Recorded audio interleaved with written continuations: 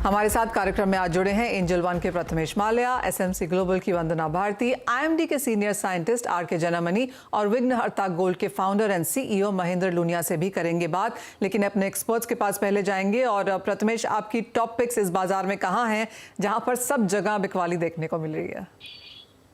Good evening. Clearly volatility काफ़ी ज़्यादा है, स्पेसिफिकली यूके के टर्नआउट ऑफ इवेंट्स के बाद मेरे ख्याल से करेंसी मार्केट में काफ़ी हलचल मची हुई है। बट कमोडिटी स्पेसिफिकली दो ट्रेड्स यहाँ पे काफ़ी अच्छे दिखाई दे रहे हैं सेल साइड में। एक तो क्रूड अक्टूबर वायदा जो बेचने की सलाह रहेगी 6470 पर, 6555 का स्टॉप रहेगा, नीचे में टारगेट 6300 के लिए रहेंगे। सिमिलरली कॉपर को बेचने की सलाह रहेगी 633 पर, 639 का स्टॉप रहेगा, टारगेट नीचे 621 के लिए रहेंगे। वंदना, एग्री ट्रेड में भी काफी उठापटक देखने को मिली है। कच्चा तेल तो नीचे है ही, लेकिन हमने बायोफ्यूल्स पाम तेल को आज 14 साल का लोज बनाते हुए फिर देखा। अक्रॉस कमोडिटीज अब आपकी क्या राय है? जी मनीषा, यहाँ पे प्रेशर जो है वो बना रहेगा। रीजन भी है, डॉलर इंडेक्स यहाँ पे मल्टी ईयर हाई पे है और लग रहा है कि एक बार 115 की तरफ भी जा सकता है।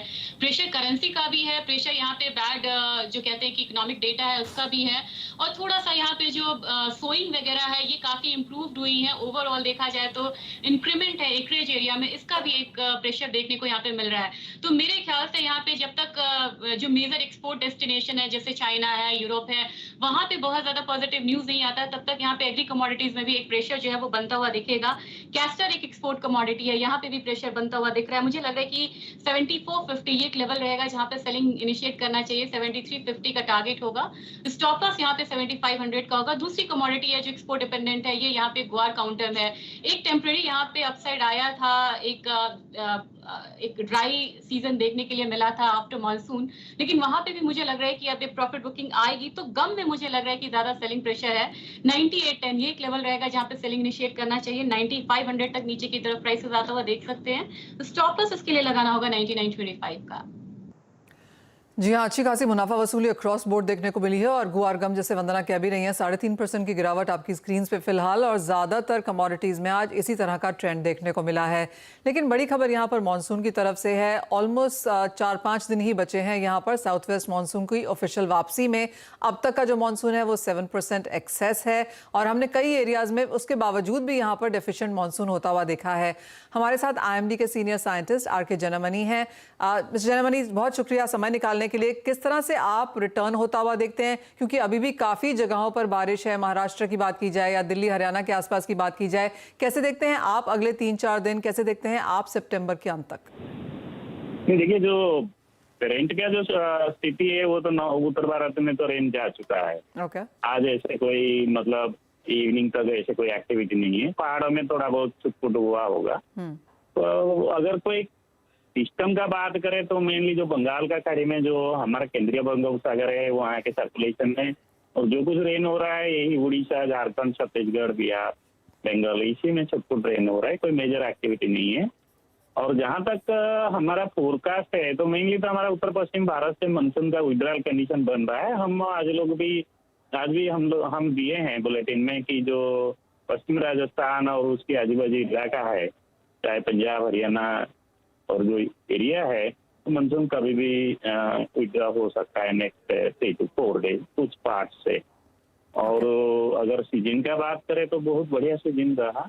और जो सितंबर सेकेंड हाफ का जो परफॉर्मेंस रहा उत्तर प्रदेश, पंजाब, हरियाणा, दिल्ली में बहुत ही मतलब ड्रामेटिक था।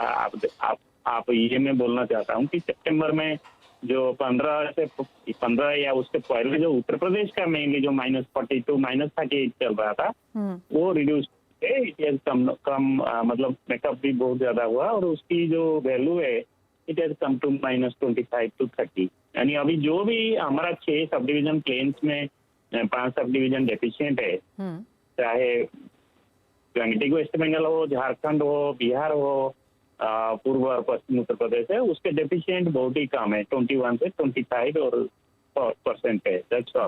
ओके मिस्टर जनमनी, एक दो सवाल जो आपसे वो ये कि इस बार आप कहेंगे विड्रॉल थोड़ा सा डिलेड था।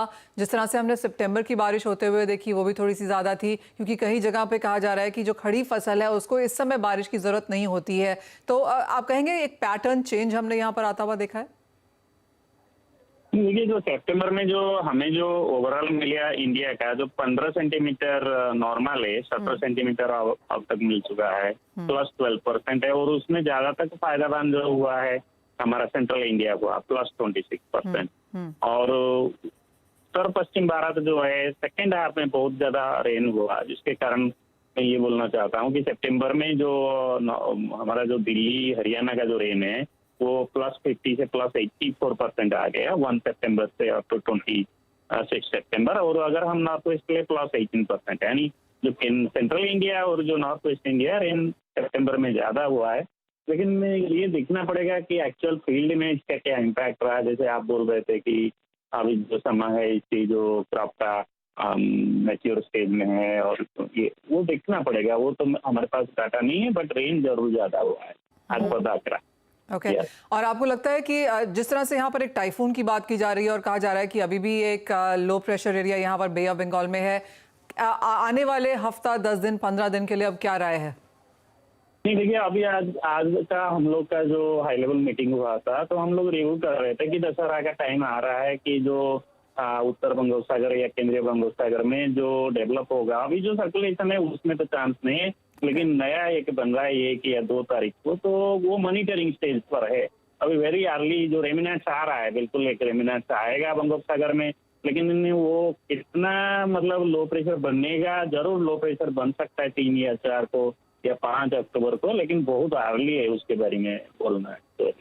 तो जरूर उसका जो इम्पैक्ट है फिर उत्तर उड़ीसा और जो मेनली जो रहता है जो हमारा वेस्ट बंगाल है, वहाँ तो रेन बढ़ेगा 3-4 तारीख को। लेकिन बिल्कुल हम लोग अभी वार्निंग लेवल तो गए नहीं, क्योंकि टू अर्ली टू टेल, क्योंकि हम लोग मैक्सिमम 5 दिन तक देते हैं। जरूर आउटलुक में एक लो प्रेशर बन सकता है 3-4 को बंगाल का खाड़ी में, अभी मॉनिटरिंग में।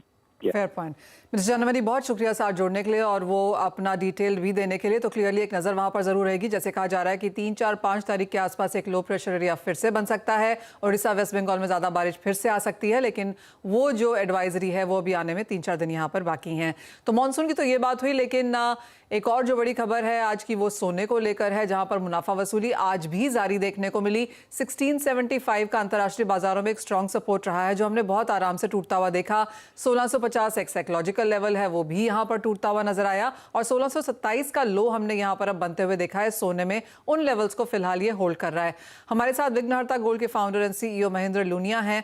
महेंद्र जी, सबसे पहले तो प्राइस का ही व्यू आपसे लेना चाहेंगे। जिस तरह की लगातार गिरावट अंतर्राष्ट्रीय बाजारों में देखने को मिली है, भारतीय बाजारों में उतनी नहीं है रुपए की गिरावट की वजह से, लेकिन किस तरह के इन्वेस्टमेंट फिलहाल देखने को मिल रहे हैं और इन करंट लेवल्स पे क्या कुछ खरीदारी है बाजार में? मनीषा जी, धन्यवाद। सबसे पहले तो आपने मुझे फिर से एक बार आके आपके दर्शकों के साथ आपके साथ रूबरू होने का मौका दिया। यस, आपने जो जैसे बोला कि एक नीचे का लेवल 1580 का तोड़ते हुए गोल्ड अभी भी नीचे जा रहा है। काफी सारी चीजें हैं इसके लिए, और उसके कारण वो नीचे जा रहा है। एक हम लोग क्या करते हैं ना, हमेशा जब भी रिव्यू लेते हैं अपन अपर साइड देखते हैं। हमने कभी आज तक अपने दर्शकों को या अपने इन्वेस्टर को अपन ने कभी डाउन साइड बताया नहीं है। हाल ही में मुझे एक मराठी जो वीकली निकलता है, उसने मुझे पूछा था कि नीचे तक कहाँ तक जा सकता है। तो मैडम, आपको मुझे या तो आपको भी बहुत अच्छा होगा कि मेरा जो कहना है वो बहुत नीचे का है। मुझे तो ऐसा लगता है कि 45,000 तो टूटेगा ही, 42,000 भी बहुत ही जल्द बताएगा। लेकिन अगर लॉन्गर टर्म में हमने अगर गोल्ड को देखा है, तो गोल्ड अपन हमेशा कमोडिटी है ऐसा कहते हैं, लेकिन कमोडिटी का एक डिमांड एंड सप्लाई का रूल होता है। क्योंकि हम उसे यूज करते हैं तो वो खत्म हो जाती है, that's why there is a demand and supply आ जाता है। लेकिन गोल्ड एक चीज ऐसी है ना कि इंडिया में इसे उठा के अपने तिजोरियों में रखने की परंपरा रही है हमेशा से। इसके कारण मुझे ऐसा लगता है कि गोल्ड को हम लोग आर्टिफिशियली रेट बढ़ाते हैं इंडिया में। आपने सही कहा कि डॉलर के गिरने के कारण गोल्ड को इतना ये नहीं आया है, इम्पैक्ट नहीं हुआ है। लेकिन हो सकता है आगे के कुछ दिनों में डॉलर की इंडियन करेंसी के सामने भी गिरे। डॉलर गिरे मैं बोल रहा हूँ आपको, इंडियन करेंसी नहीं बोल रहा हूँ मैं आपको। हो सकता है कि अगर डॉलर गिरता है तो उसका इम्पैक्ट बहुत बड़ा हो सकता है। गोल्ड के प्राइसेस के बारे में सोचते हुए, इन्वेस्टमेंट करते हुए इन्वेस्टर्स ने ये भी चीजें ध्यान में रखनी चाहिए कि ये एक ऐसी कमोडिटी है जिसे आर्टिफिशियली बढ़ाया जा रहा है, ऐसा मुझे लगता है। ओके, बाकी तो देखते हैं कि कितना तक नीचे आ सकता है। प्रथमेश का एक व्यू ले लेते हैं यहाँ पर सोने में। प्रथमेश, जैसे महेंद्र जी ने कहा ये तो काफी बेरिश है यहाँ से सोने में, आपका क्या व्यू है? आपको क्या लगता है कहाँ पर एक स्ट्रॉन्ग सपोर्ट देख सकता है सोना?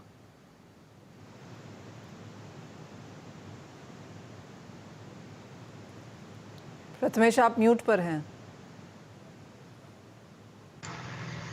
सॉरी मनीषा, मेरे ख्याल से clearly interest rates rising scenario में गोल्ड का परफॉर्मेंस उतना अच्छा देने की उम्मीद नहीं कर सकते हैं। बट हिस्टोरिकली देखेंगे तो 6 मंथ से 1 ईयर के टाइम फ्रेम में अगर रिसेशनरी स्टेट में होता है तो गोल्ड का परफॉर्मेंस नेक्स्ट 1 ईयर के लिए काफ़ी अच्छा होता है।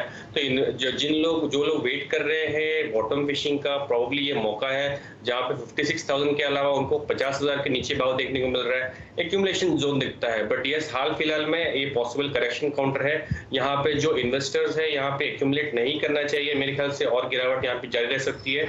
वहाँ पे आप एक्यूमुलेशन जरूर है। बेस्ट लेवल पे पॉसिबली 48,800 है जहाँ पे आप एक्यूमुलेशन जोन बना सकते हैं। ऑलराइट, तो यानी कि 49,000 के स्तर भी यहाँ पर टूटते हुए नजर आएंगे, वहाँ पर आप खरीदारी एक्यूमुलेशन स्टार्ट कर सकते हैं। एज ऑफ नाउ खरीदारी की राय यहाँ पर सोने चांदी में नहीं है। इसी के साथ एक ब्रेक के लिए भी रुकेंगे, जब लौटेंगे तो जोड़ेंगे दर्शकों को अपने साथ, लेंगे उनके सवाल।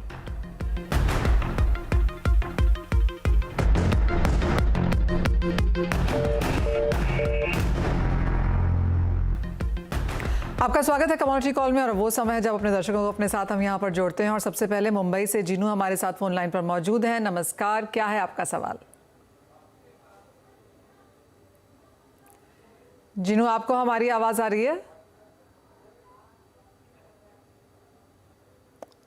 ऑलराइट, उनसे संपर्क टूटता हुआ लगता है, लेकिन उनका सवाल ले लेते हैं। उन्होंने हमें लिख के भेजा था कि उन्होंने कच्चे तेल के 5 लॉट शॉर्ट किए हैं 6600 पे। प्रथमेश, क्लियरली ये इन द मनी है, पैसा गिन रहे होंगे बैठ के, क्या राय है इनके लिए? मुनाफा घर ले जाएं या कुछ और रुकें? आई थिंक ये होल्ड कर सकते हैं। पूरा पेसिमिस्ट मोड है अक्रॉस द ग्लोब। यहाँ पे मेरे ख्याल से 6,300 तक फॉल देखने को मिल सकता है, वहाँ पे एग्जिट कर सकते हैं। ऑलराइट, तो यहाँ पर अभी भी होल्ड कर सकते हैं और मुनाफा घर ले जाने का समय इनको मिलेगा। एक मैसेज आया हमारे पास, वो ले लेते हैं। दिल्ली से जयेश ने लिखा है कि चांदी का एक लॉट वो बेच कर बैठे हैं 60,800 के लेवल से, इन द मनी ये भी है। जानना चाहते हैं कि या इसे और भी होल्ड करें और कितनी चांदी नीचे अभी और जा सकती है? आई थिंक यहाँ पे 54,500 तक और फॉल देखने को मिल सकता है। इनको भी होल्ड करने की सलाह रहेगी। काफी अच्छे लेवल पे सेल किया इन्होंने, होल्ड करें 54,500 के आसपास यहाँ अपनी पोजीशन एग्जिट करा दें। चलिए, जिन लोगों ने सोना चांदी कच्चे तेल में काम किया है और बेच के काम किया है, क्लियरली यहाँ पर पैसा कमाया ही है। हमारे पास एक और मैसेज आ रहा है, ये भी देख लेते हैं। राजस्थान से राजकोट से कौशिक लिखते हैं कि सोयाबीन इनके पास पड़ा हुआ है 7,850 के लेवल्स का, क्या करना चाहिए? वंदना, क्या राय देंगी? अगर इनके पास अभी तो इनके पास स्पॉट में ही होगा, फिजिकल में होगा। अभी काफी प्राइस में फॉल आया है, थोड़ा सा फॉल मुझे और एक्सपेक्टेड है, लेकिन यहाँ पे इन्हें मैं होल्ड करने की सलाह दूंगी। मुझे लग रहा है कि एक तो फेस्टिव सीजन भी ऑन है यहाँ पे, और यहाँ पे विंटर सीजन भी है, तो थोड़ा सा यहाँ पे मुझे लग रहा है कि 10 to 12% तक का जो एक इजाफा है, मतलब बहुत ज्यादा स्टेबल नहीं रहेगा हायर साइड पे, लेकिन वो यहाँ पे दिख सकता है। तो उस टाइम का ये वेट करें और वहां पे जाके ये पोजीशन को बेच सकते हैं फिजिकल मार्केट में। फिलहाल एक करेक्शन है, लेकिन आने वाले 1.5 से 2 महीने में मुझे लग रहा है कि थोड़ी बढ़त देखने को मिलेगी। ओके, लेकिन वंदना, पाम तेल में जिस तरह का ट्रेंड चला हुआ है, जहां पर हमने 14 साल के लोज देखे, आज ही सिर्फ 6 से 7% की गिरावट थी, कितना आपको लगता है कि वो यहां पर ट्रेंड को इम्पैक्ट कर सकता है? जी, वो क्योंकि क्रूड पाम ऑयल का यहाँ पे खपत भी काफी ज्यादा है इंडिया में, तो मेरे ख्याल से वो भी यहाँ पे इम्पैक्ट डालेगा। और साथ में हम देखें तो जब विंटर सीजन आता है तो हमारा डिमांड थोड़ा सा शिफ्ट होता है, मस्टर्ड पे शिफ्ट होता है, या सोयाबीन पे भी हल्का सा शिफ्ट होता है। तो मेरे ख्याल से यहाँ पे फॉल तो है, अभी फिलहाल एक करेक्शन है, लेकिन पाम तेल में भी देखें यहाँ पे मनीषा तो काफी फॉल यहाँ पे आ गया है हायर साइड से, और लोअर लेवल जो डिमांड है वो यहाँ पे थोड़ा सा बनेगा, और इसके लिए जो सीजनल डिमांड है वो कहीं ना कहीं इसे सपोर्ट करेगा। तो उसके लिए मैं कह रही हूँ कि थोड़ा सा यहाँ पे वेट करना पड़ेगा, और जब सीजनैलिटी यहाँ पे आएगी तब जाके यहाँ पे एक सपोर्ट मिलता हुआ नजर आएगा ऑयल सीड्स पे। और मेरे ख्याल से सपोर्ट भी कोई बहुत ज्यादा यहाँ पे नहीं है, मेरे ख्याल से यहाँ पे 10 से 12% तक का भी जो इजाफा आएगा तो वो अच्छा लेवल होगा जहाँ पे प्रॉफिट बुकिंग करके चलना चाहिए। ऑलराइट, तो वो राय यहाँ पर ओवरऑल खाने के तेलों में है। क्लियरली फ्यूचर्स में यहाँ पर कारोबार नहीं होता, लेकिन ये हमारे कारोबारियों के लिए, एक्सपोर्टर्स, इंपोर्टर्स, ट्रेडर्स के लिए है, जहाँ पर काफ़ी लोग यहाँ पे हमसे प्राइस व्यू अभी भी मांगते हैं। लेकिन इसी के साथ शो समेटने का भी समय है। प्रथमेश, वंदना, एज ऑलवेज बहुत शुक्रिया साथ जोड़ने के लिए, तमाम कमोडिटीज़ में राय भी देने के लिए। मुझे भी दीजिए इजाज़त, एक ब्रेक के बाद लेकर आएंगे आवाज़ समाचार।